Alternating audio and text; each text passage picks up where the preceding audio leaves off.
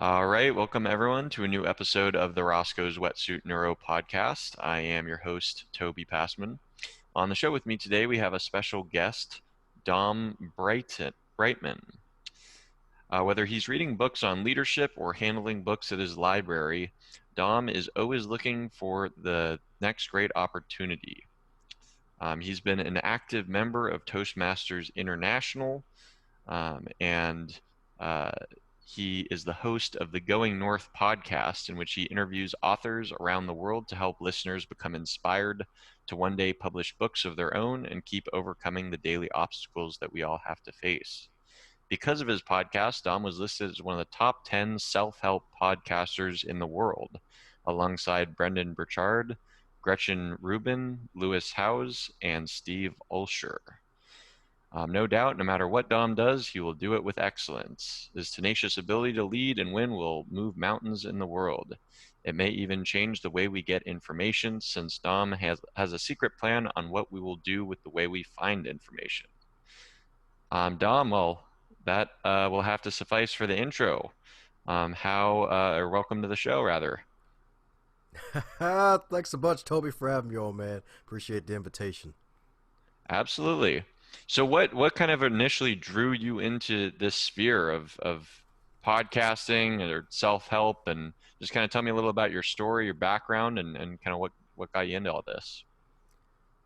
Sure thing. So what got me into this was this wonderful year of setbacks known as 2012, where we thought the world was going to end, but really all that happened is that we lost Twinkies for a month, found the wonderful world of professional and personal development through picking up a bunch of books. It's actually was one of those moments after dealing with setbacks with getting a car wreck on my 21st birthday. That was one heck of a birthday gift looking back. Being called in to the office with my boss at the time and was noting where all the stuff was going awry in my professional life, even though I thought the personal life wasn't showing up in the professional life. And what was going on in the personal life that showed up in the professional was my father was diagnosed with Alzheimer's. And after hearing that diagnosis, like my parents were already senior citizens, I was basically assisting them with occasionally driving them to doctor's appointments and whatnot. But that basically 10x'd itself after he basically was diagnosed with that, because he had to take his license away. And all that culminated into me just realizing, wait a second, like something has to change here, because in that wonderful meeting with the boss, even though she noted where I screwed up, she mentioned one word that apparently clicked in my subconscious mind, and that was leadership. Because there were going to be some new hires coming in at the time, shortly after that meeting, and at that time I was probably about a good 5 years working there part-time, and the newbies are going to be like, hey, you've been here for a bit, you should probably know what the heck you're doing, you ain't fired yet. So like, yeah, so they're going to look at me as leader. I'm like, okay, cool. And I found a book by John Maxwell called The 5 Levels of Leadership. Then that one book led me to a bunch of other books, to setting to a personal goal of reading at least 50 books a year, and then trying to take at least a bit and piece of information from every book and applying it to my own life, because that's where books, especially nonfiction books, shine the brightest, is when you take at least one good piece of information from that book, apply it to your life, see what happens, and you're basically in guinea pig mode.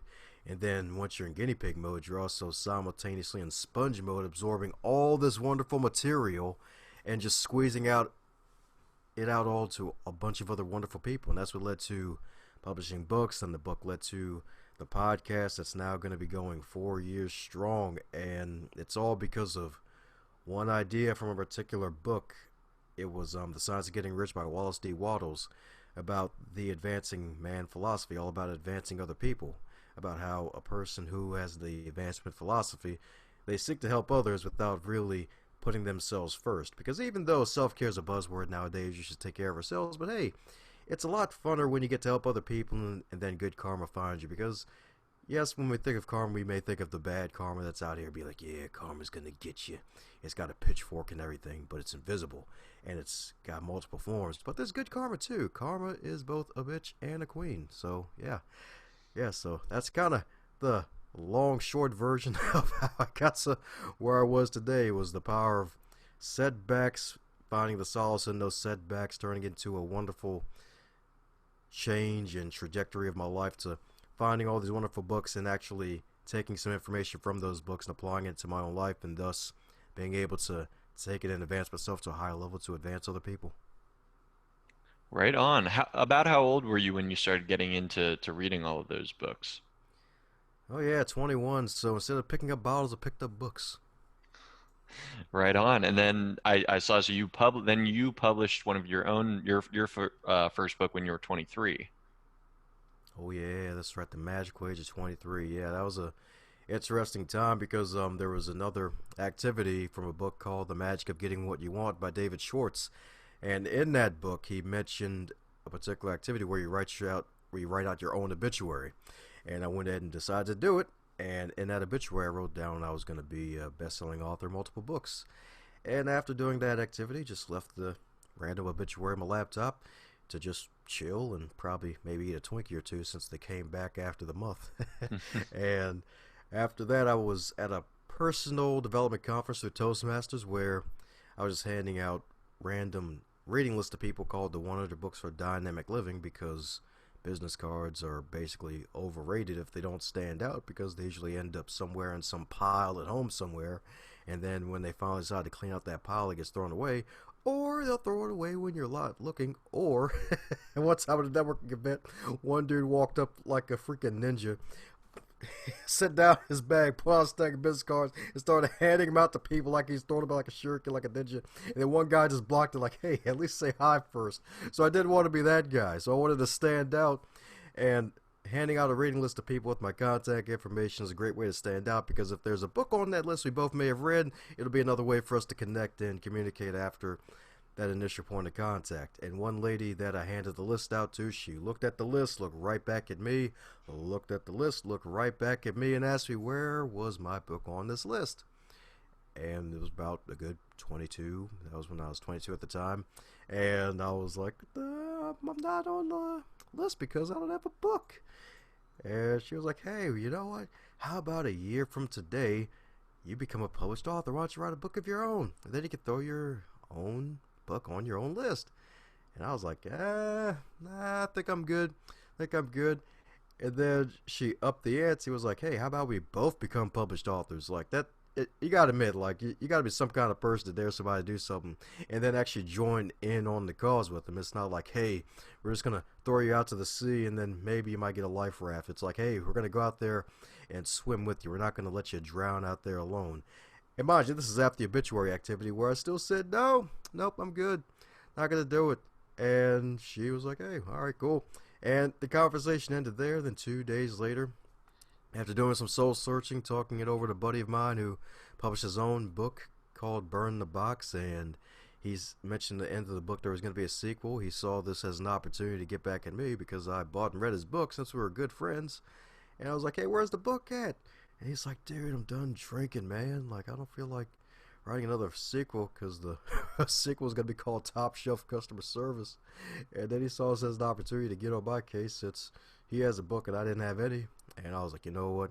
Fudged, I'll do it. So after that, pen was on fire, wrote 14 pages of raw content that became the last chapter of my first ever book, Going North, Tips and Techniques to Advance Yourself. That later became a podcast. And that's really how it all came to be, is that even though sometimes we can be a little slow and sometimes we can have a little fear, eventually we'll basically go into the right direction if we have the right people around us and we just really take that step forward and really do some soul searching. What do you feel like helped kind of inspire that book? You know, in the sense of, was it you're like you having read a bunch of kind of self-help books in kind of that same category, or you going through turbulent experiences in your own life, or maybe a combination of both? It's a combination of both and a third thing indeed, because what even helped me further and really bring that closer to my reality in my mind was that I heard a young speaker who was a fellow millennial. He was like 2 years older than me, speak at a Toastmasters meeting, and he gave this wonderful speech and he sold his book after he was done speaking. And after he was done speaking, he sold the books, and then I just bought a copy because, you know, I want to support a fellow millennial in a room full of folks who are non-millennials and above, if you catch my drift. And as I was going through the book, it was one heck of a page turner. and it was the same topics that I was reading about to better myself. And I figured, wow, if he can write this, shoot, I could probably write this in a few years myself. And just that in combination with the right people and just dealing with my own turbulence and reading other people's books really just inspired me. And that's the main thing about Going North itself. This is the book that anyone needs to pick up if they're looking to get promoted at their place of employment where they currently are, while there's still some people out there running away from employment, or like even build up more self-confidence or even develop a rock solid positive mental attitude, because that book is a nice book that's under 100 pages filled with tips and techniques that I've done and applied in my own life that have actually worked. I'm not just speaking from theory. I'm not just some random college professor giving you a bunch of theory in 500 pages and then take out 2 pages the next year, make you pay another $300 for like updated version 15 when it's really just version 5 that's been having pages removed or a page or two added. So that's really what it's all about. And then tell me about when after writing the book, when did you decide to start the Going North podcast? Yeah, that was an interesting time because, funny enough, the podcast itself was an idea that seemed a little closer to me than a book actually did because it was like 20, I think it was 2011 when I was first introduced to podcasts because a buddy of mine in college introduced me to this show at the time called The O Show, which is about professional wrestling and life, where they would just have these just two dudes just talking and whatnot, and they talk about wrestling life. Sometimes they have random guests, even professional wrestlers. They even had Hulk Hogan and Diamond Dallas Page and a couple other big names on the show. And I was following that, and I'm like, wow, that's pretty cool. And then for years, folks have been telling me I got this voice for radio, and I'm like, all right, cool.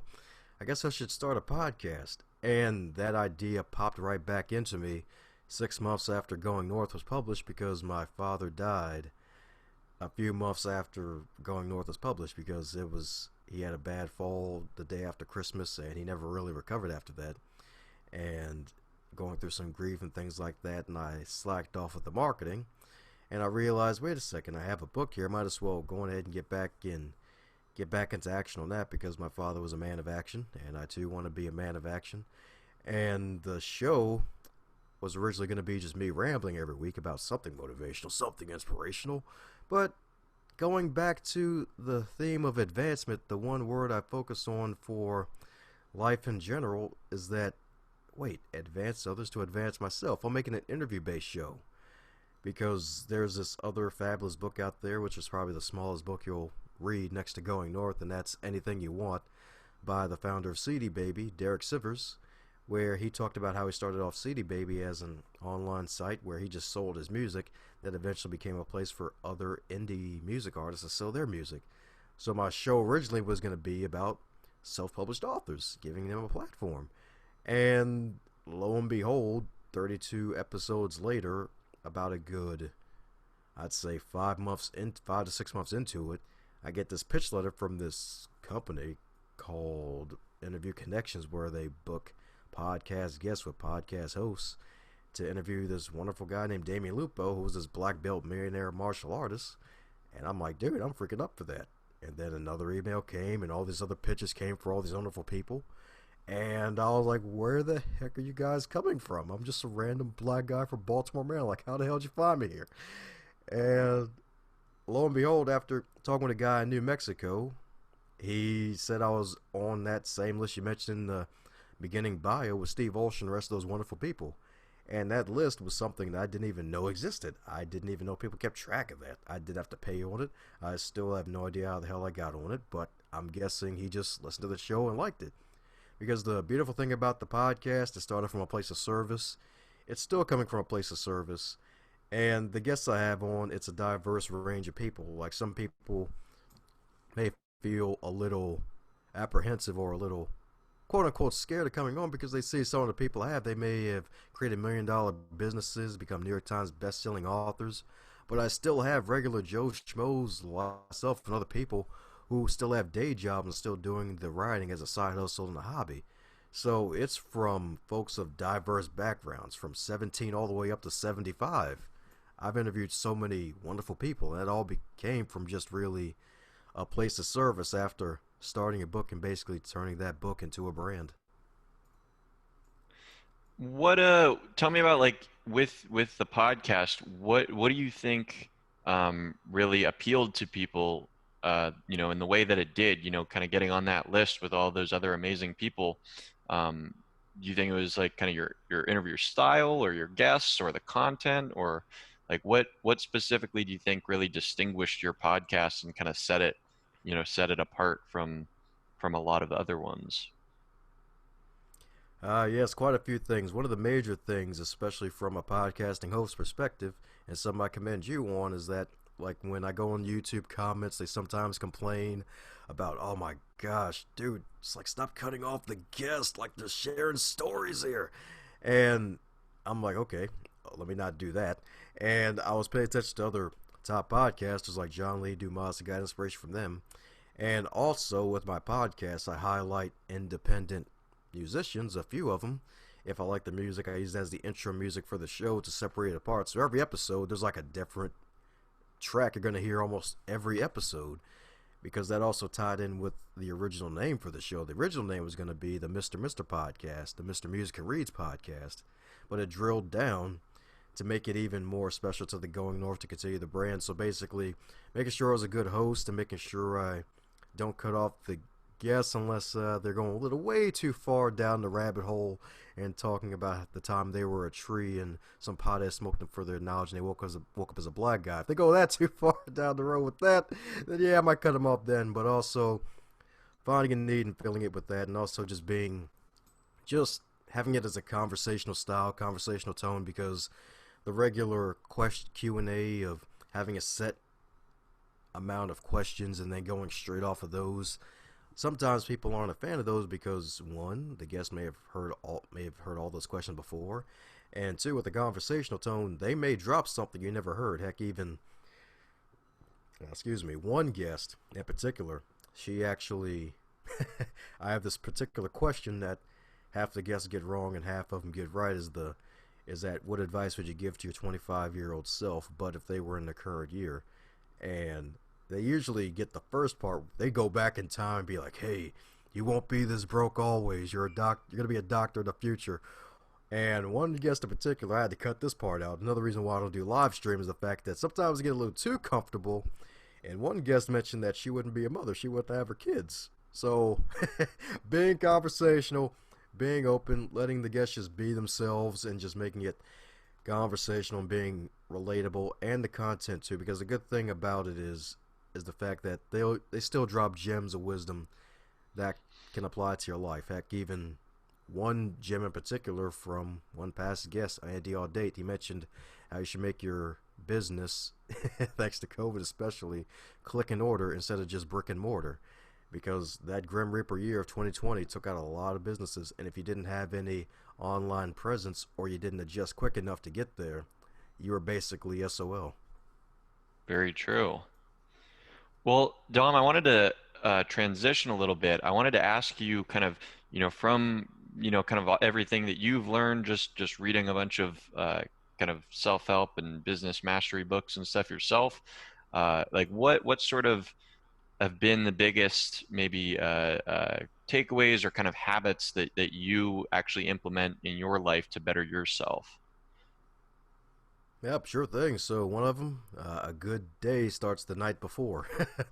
A good day starts the night before, so making sure you have a good night routine. Like, hey, even like making sure you try to limit your eyes around screens, like making sure you have at least a good amount of time to really let your eyes just have a little bit of darkness per se, and not be in front of a TV screen the whole time or the cell phone screen. And like even like right now, I listen to some guided meditations as some way to program my subconscious mind to think more of the things that I want.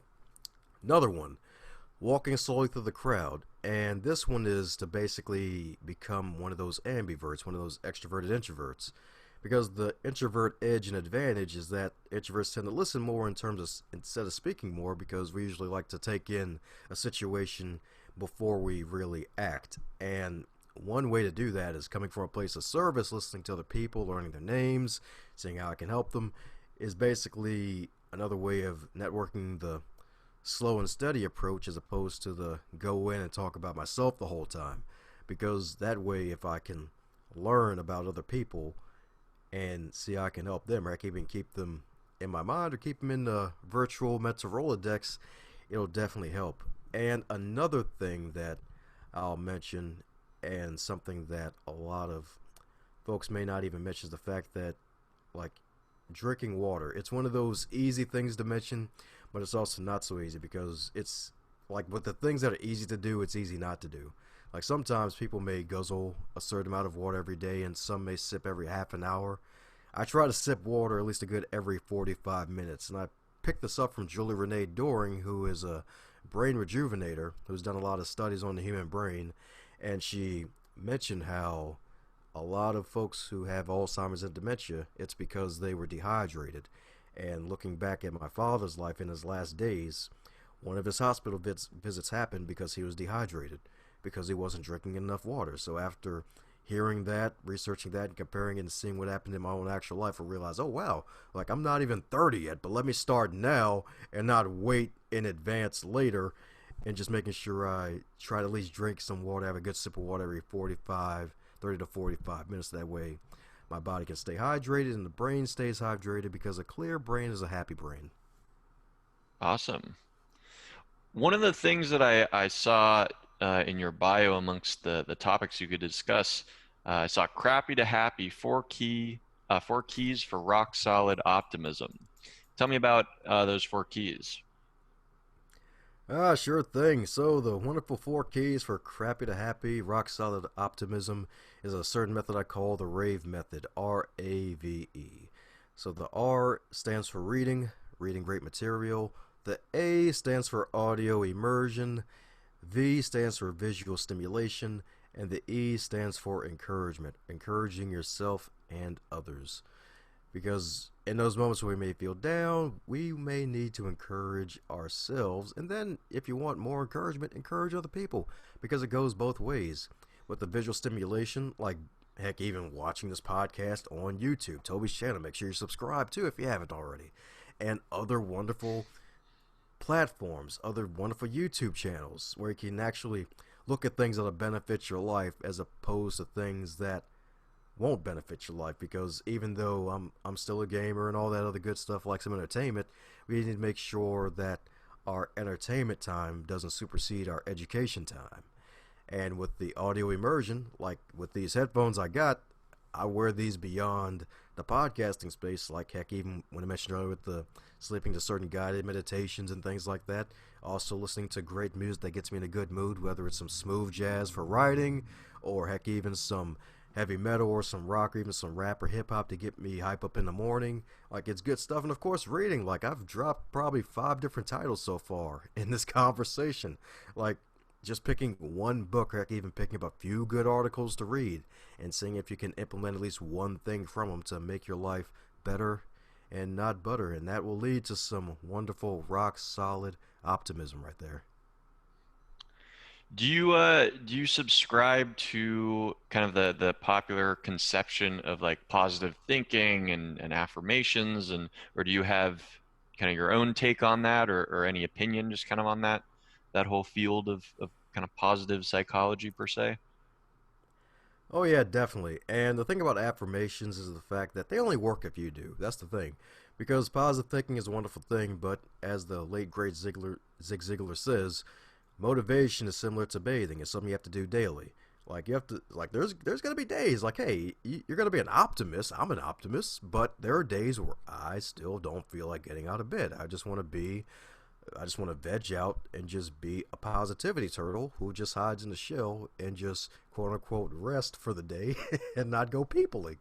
As opposed to sometimes where folks stay in that place and not do anything about it. So yes, I'll subscribe to it, but I also believe in doing the work along with it, because affirmations only work if you do. It's like, hey, I have an abundant mentality, like I'm always in the right place at the right time. Well, yes, it's good to believe that, but if you're stuck at home and you're not doing any digital networking or getting in places where people are actually doing some positive things, if you're not doing virtual meetups, depending on where you are with this whole pandemic that we're dealing with, then that affirmation won't do you any good because you're not doing any movement. So I'm a fan of it, but I'm also a fan of taking action from it too. I'm not just a like the pray and spray with no action. It's more of the pray and spray with intentional massive action.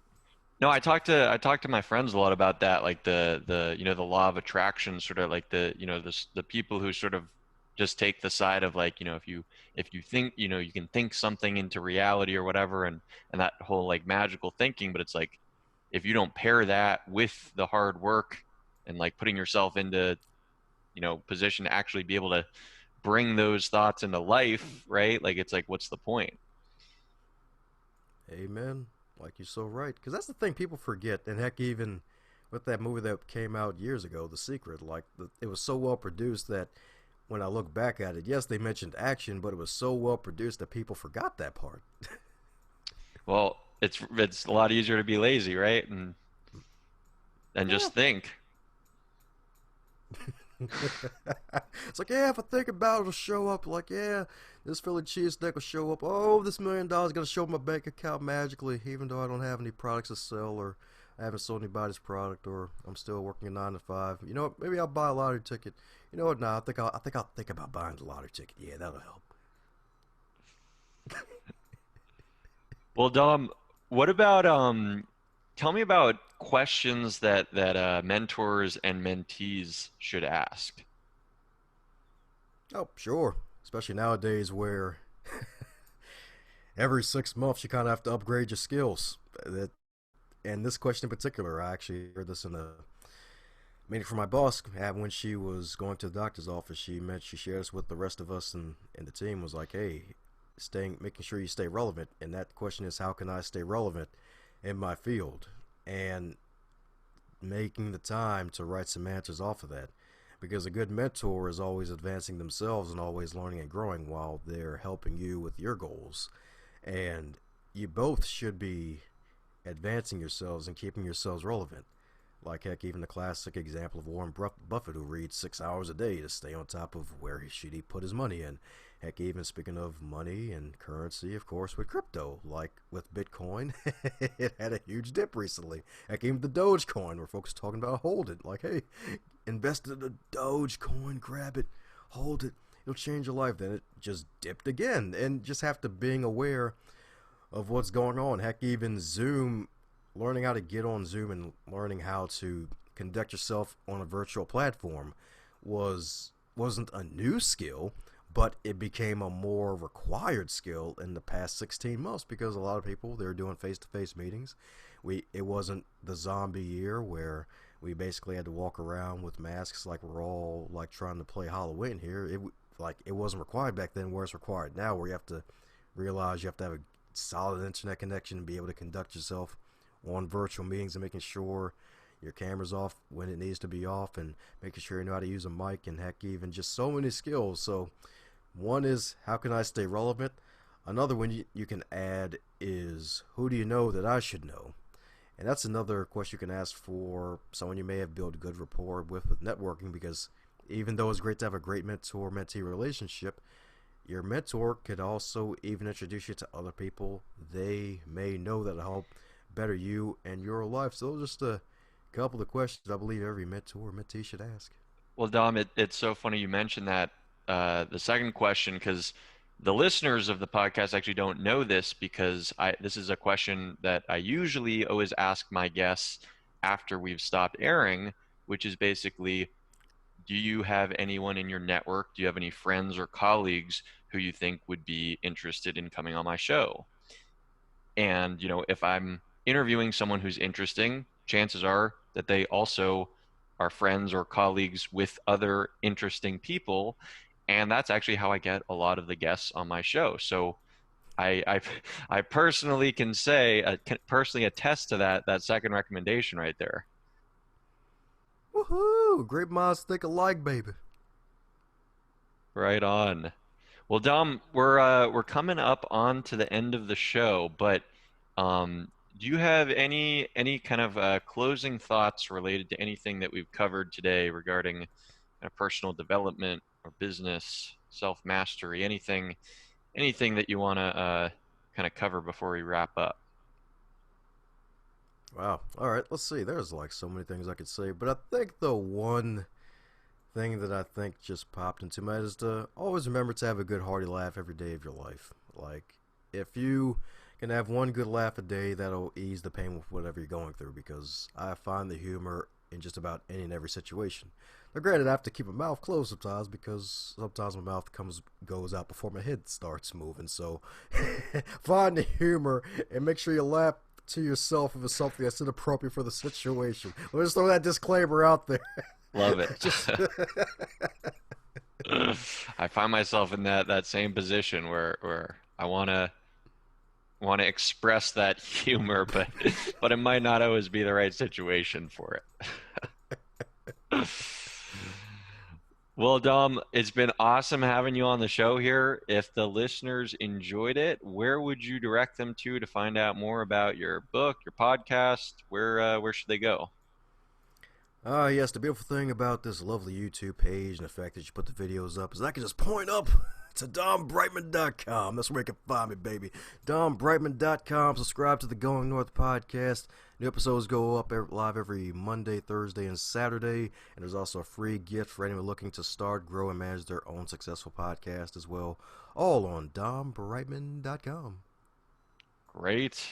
Go ahead and check that out, guys. And if you guys enjoyed the show, go ahead and like and subscribe to our YouTube channel. We're Roscoe's Wetsuit. You can also find audio versions of the podcast available on Spotify, Apple Podcasts, Stitcher, and just about anywhere else that you can find audio podcasts. Dom, I wanted to really thank you for coming on the show today. It was a real pleasure having you on. Woohoo! Thanks again for the invite, my man. Toby, you a terrific man, my man.